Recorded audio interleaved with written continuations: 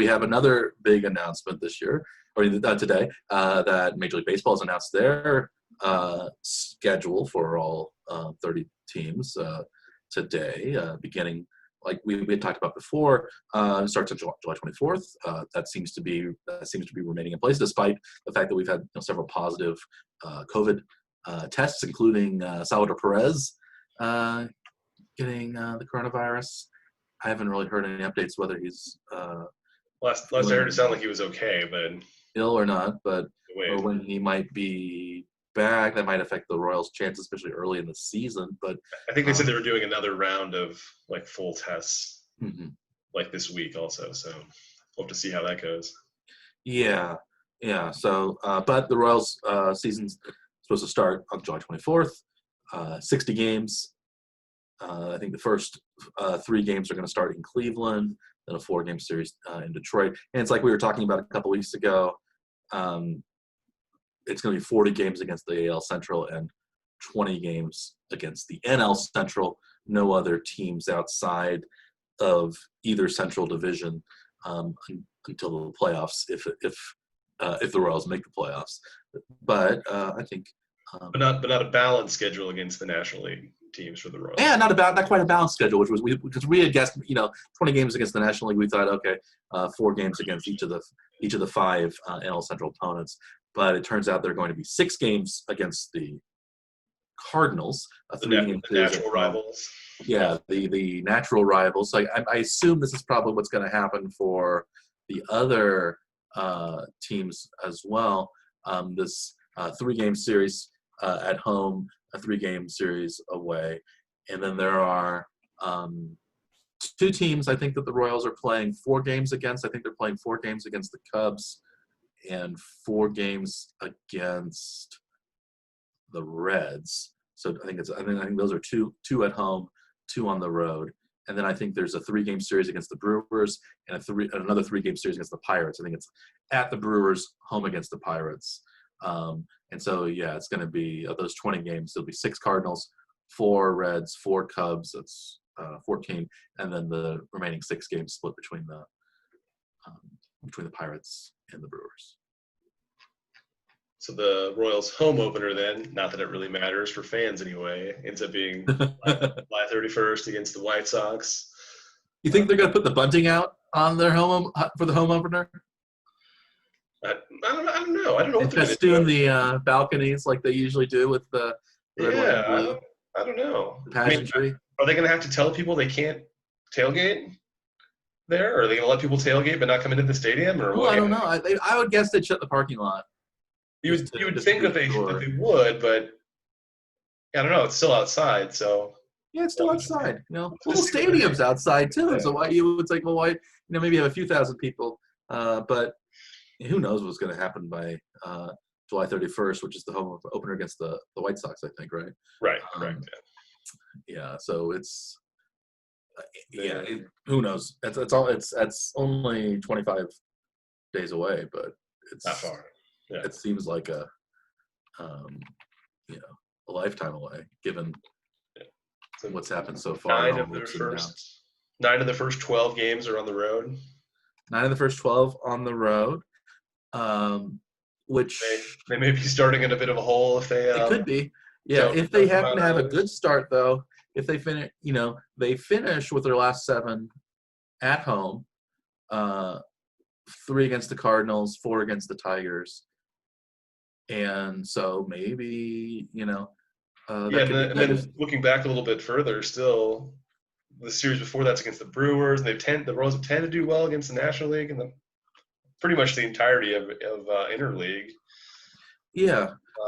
I also there's like 2 off days around a pair of games at Detroit right before that, so it's not an awful schedule to end the season. They just have to do okay at the beginning, right, to even have a chance. They have to do okay at the beginning.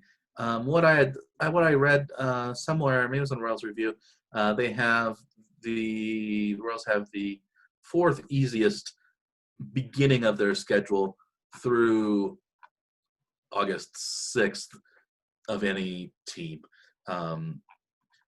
So because they play they play the Indians, and then the Tigers, White Sox, and Cubs. I guess the Tigers and White Sox, both of them did not do terribly well last year. The Cubs had a little bit of an off year last year as well, Right. but that doesn't seem to me like a terribly easy schedule, especially with all those road games. But with the road games, according before the schedule was out, I think the FanGraphs 60-game season had the AL Central as the weakest of all of the divisions by win totals. that doesn't But surprise I'm not sure me. how they would have simulated that Yeah, I don't. without having the schedules yet. So Yeah, I don't think that, because I think because if basically the teams are only playing their teams within the division, you would think the wins and losses are going to be the same. well, right, that would all be the same. That's not what they did though, because it's a 60-game schedule, but I don't know who they had as opponents though. Yeah, because they So, only have 20 games. They have 20 games with the NL Central. I don't if they think the went NL if they Central went is. off that, but they didn't know if it was balanced or Yeah, how they were lined up, kind of thing. I don't know how they, simulate that before having the schedule officially, but we'll have to we can check back on that on a future episode then too. Maybe the next week or something. We may yeah, talk because about I that a think little bit after they've had a chance to get new simulations up. new simulations, also knowing maybe what the rotation's going to look like, how that's going to pan out, because there aren't a whole lot of off days. Only 6 off days in Right. the with 60 playing days. So the first off day I think doesn't come until August 10th after something like 18 games or something like that. So that's. It does seem pretty crazy though, like not playing a home game until 10% of your season's already expired, right? Yeah, I guess so. Yeah, you wouldn't start on a 16-game road trip. But you have some 14. You have some long road trips. You have some 12-game road trips, 14-game road trips. Usually not to start the season, but Not to start the season, no. And there's no rain. Again, there's one of the, like, remember, usually when there's the opening day, it's followed by an off day because there might be rain. Here, Right. opening day is not followed by an off day. So, right. Well, because opening day is about ticket sales. yeah, That's why they schedule that for opening day, because they can charge a premium ticket pricing for opening day over game 2. Mhm. So if game 1 ends up being the second game's fans don't get to take part in that benefit, right? Yeah, I imagine we might get a lot of double headers this year then, since if right now It could be, or they could just not play all the them. games if they. Or yeah, I guess so. aren't Or in they could. I contention. guess they do have some off days, and they don't have to travel too far. But I would guess they might play a lot of again with nobody in the stands. You can probably just play 2 in a row fairly easily.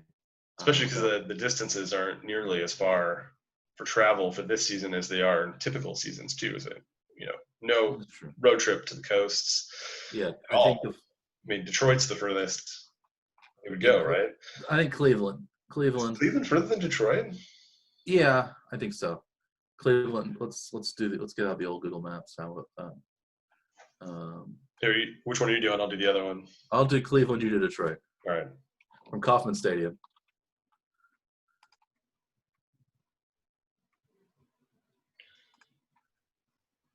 And I'm leaving all of this in the video.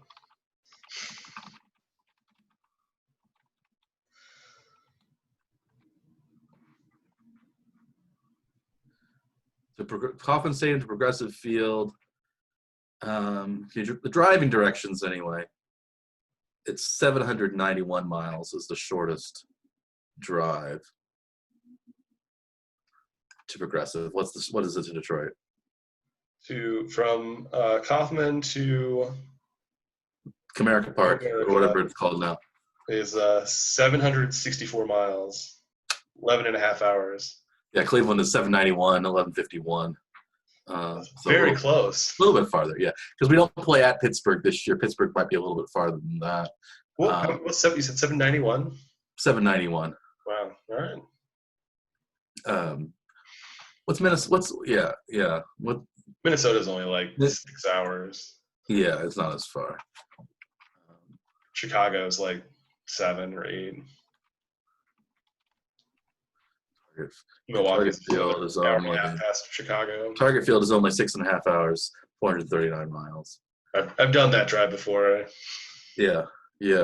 To Target Field. Oh, really? Yeah. Yeah. Is it good? You like the stadium? Yeah, it's a nice park. It's a lot of stone. Well, till next time. Until next time, good sir.